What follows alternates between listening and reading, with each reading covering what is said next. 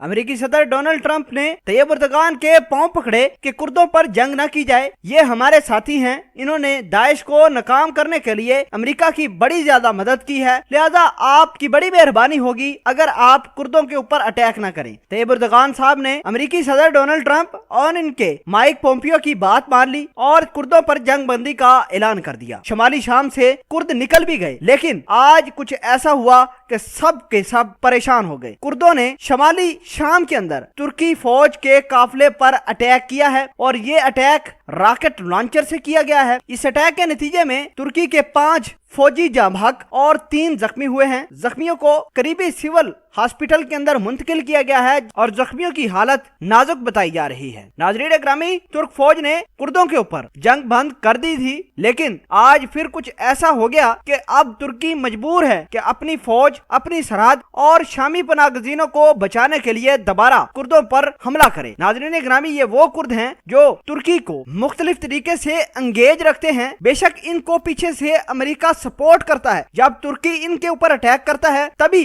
America को तकलीफ होती है। कुर्द भी अपने आप को मासूम बताना शुरू कर देते हैं, लेकिन हालात और इनके कार्रवाइयां देखें कि काफिला जा रहा था तुर्की की फौज का, उसके ऊपर रॉकेट लॉन्चरों से अटैक किया, जिसके नतीजे में 5 इनके फौजी शहीद हो गए। तुर्की के डिफेंस ऑफिशियल का कहना है कि हम एक हाई लेवल मीटिंग कंडक्ट करने जा रहे हैं, जिसमें कुर्दों के हवाले से तफसीली जायजा लिया जाएगा कि आखिर कुर्दों का आगे सोचना क्या है, क्या कुर्दों पर दोबारा कार्रवाइयां होने वाली हैं। नाज़रीन ग्रामी, तुर्की ये चाहता है कि शुमाली शाम से कुर्द सारे के सारे निकल जाए। ये शामी पनाहगजीनों को भी हिट करते हैं, तुर्की फौज को भी। तुर्की ये चाहता है कि शुमाली शाम के अंदर एक सेफ जोन बनाया जाए, उस सेफ जोन के अंदर तकरीबन 38 लाख के करीब शामी पनाहगजीन रखे जाए। लेकिन तैयब एर्दोगान ने बड़ी ही मुश्किल अमेरिका के सदर डोनाल्ड ट्रंप की बात मानी कि इनके ऊपर जंग बंदी कर दी। लेकिन हालात देखिए, अब तुर्की मजबूर हो चुका है कि दोबारा इन पर अटैक करे, दोबारा कार्रवाइयां करे। बहुत सारे लोग ये सोच रहे थे कि तुर्की के सदर तैयब एर्दोगान ने जानबूझकर अपनी ताकत का मुजाहिरा करने के लिए कुर्दों को निशाना बना रहे हैं, लेकिन हकीकत ये है जो हमने आपके साथ खबर के अंदर शेयर की। कुर्द भी ये नहीं चाहते कि ये अमन हो इस रीजन के अंदर। पूरी की पूरी दुनिया यहाँ आकर बैठी हुई है और यहाँ एक दूसरे पर फौजी कार्रवाइयां हो रही हैं। आइंदा कुछ रोज में तुर्की एक मीटिंग कंडक्ट करने वाला है, जिसमें यह पता चलेगा कि आया अब तुर्की दोबारा कुर्दों को निशाना बनाएगा या नहीं। ये मीटिंग के अंदर डिसाइड हो जाएगा। अगर ऐसा होता है तो अमेरिका के चहीते कुर्दों का काम तमाम तो होगा ही, साथ अमेरिका को भी बड़ी तकलीफ होगी।